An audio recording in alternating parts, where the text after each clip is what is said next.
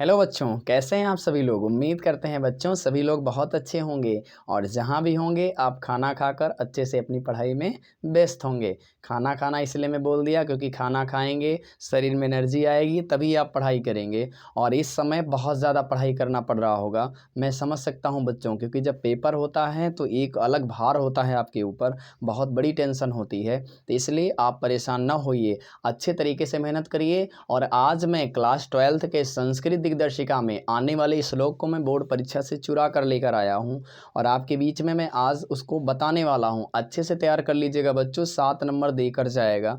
तो चलिए, उससे पहले मैं कुछ लाइनें बोलना चाहूँगा। कहते हैं, ना पूछो अभी कि मेरी मंजिल कहाँ है, ना पूछो अभी कि मेरी मंजिल कहाँ है, अभी हमने चलने का इरादा किया है। ना हारूंगा हौसला उम्र भर, ये मैंने किसी और से नहीं खुद से वादा किया है। तो चलिए बच्चों, अब मैं सीधा आपको ले चलता हूं आपके आने वाले श्लोक पर। ध्यान से देखिए, पहला मैं दिया हूं, दूसरा और तीसरा, हमने 3 श्लोक आपके संस्कृत दिग्दर्शिका से निकाल लाए हैं, जो बोर्ड परीक्षा में, ध्यान से देखिए, 2022, 19, 17 तीनों बार ये पूछा गया है। इसको देखिए 2022, 14, 12, 10 ये पूछा गया है। नीचे वाला देखिए 2018, 2014 पूछा गया है। चलिए पहला देखिए, आप पहचानिए कहाँ से लिया गया है, एक बार सोचिएगा आप सभी लोग। नामे रोचते भद्रम वा उलूकस्यभिषेचनम अक्रोधस्य मुखम पश्य कथम क्रुद्धो भविष्यति। बच्चों ये कहाँ से लिया गया है, कहीं ना कहीं उलूक आया है ना, उलूक आया है ना, उल्लू। उल्लू किसमें था, तो आप कहेंगे सर जातक कथा में था उलूक जातकम, उसी में उल्लू की बात की गई थी। तो बच्चों परेशान न होइए, वहीं से लिया गया है ये। और ये 2022 में आया था, पिछले साल अभी। ठीक है, ये सब आपको पता है, हर डिस्ट्रिक्ट का पेपर अलग अलग होता है, तो किसी ना किसी डिस्ट्रिक्ट में ये आया हुआ था। हो सकता है आपके डिस्ट्रिक्ट में आ जाए, क्योंकि आपके डिस्ट्रिक्ट में नहीं आया था, अमेठी ज़िले में मुझे पता है जहाँ तक। ठीक है, तो इसलिए आप अच्छे से तैयार करिए। चलिए, इसका संदर्भ कैसे लिखोगे बच्चों, सब तो श्लोक है, आप क्या लिखोगे, श्लोक।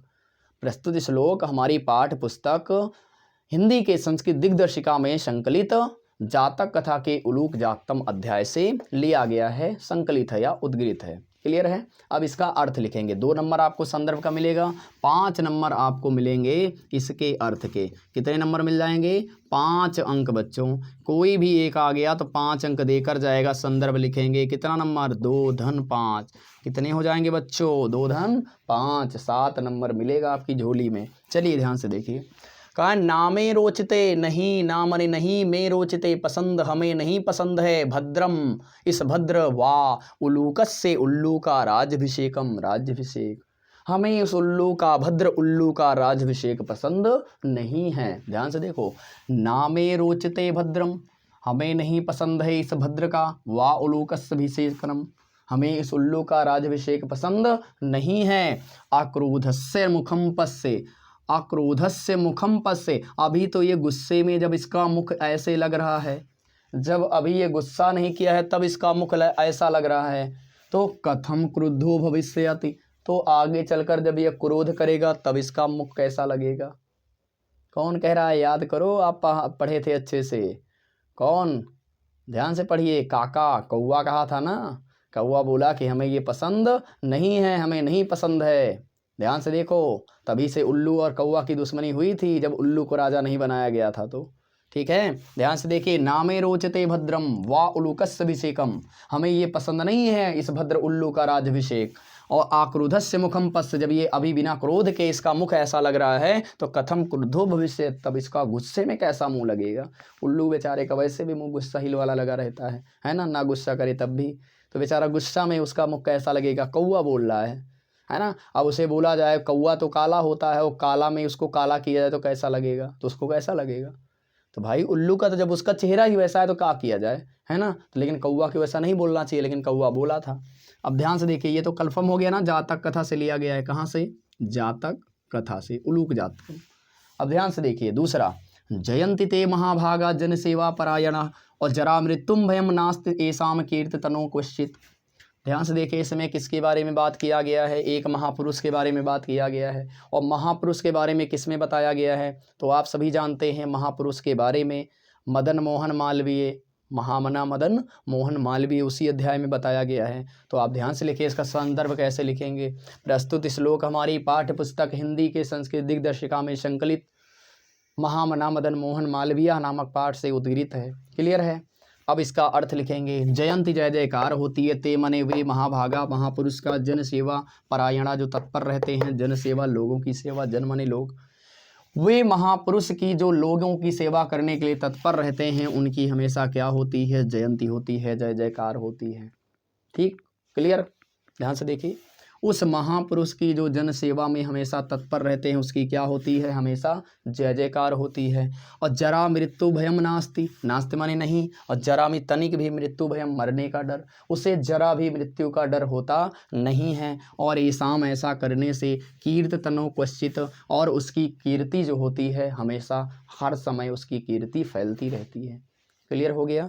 अब देखेंगे, ऋषियो राक्षसी माहु वाच मुन्मंत दृष्टयो हो, और या योनि सर्व वैराणाम, और शाही लोकस्य निरसंति।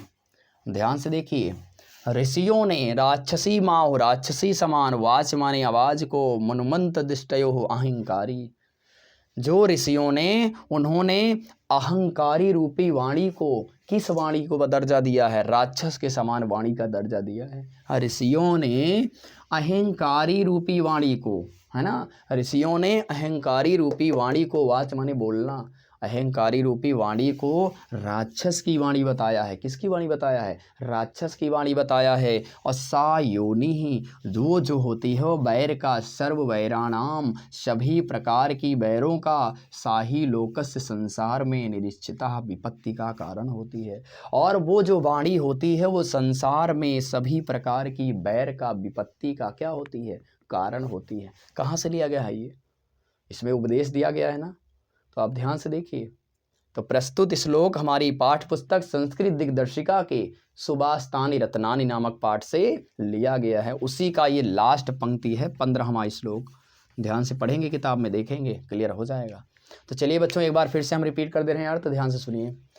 कौवा ने कहा, नामे रोजते हमें नहीं पसंद है, भद्र उल्लू का राजभिषेक हमें पसंद नहीं है। जब ये ना क्रोध करने पर इसका मुख ऐसा लग रहा है तो क्रोध करने पर इसका मुख कैसा दिखेगा।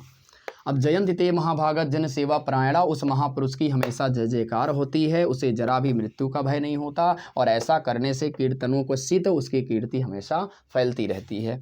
और ऋषियों राक्षसी माहुवाच मुन्मत्ता दृष्टयो, और जो ऋषियों ने अहंकारी रूपी वाणी को राक्षस की वाणी बताया है। और सा योनि सर्व वैराणाम साही लोकस्य निरसंति, और ऐसा करने से पूरे संसार में वैर का, विपत्ति का ये क्या बन जाता है, कारण बन जाता है। क्लियर है।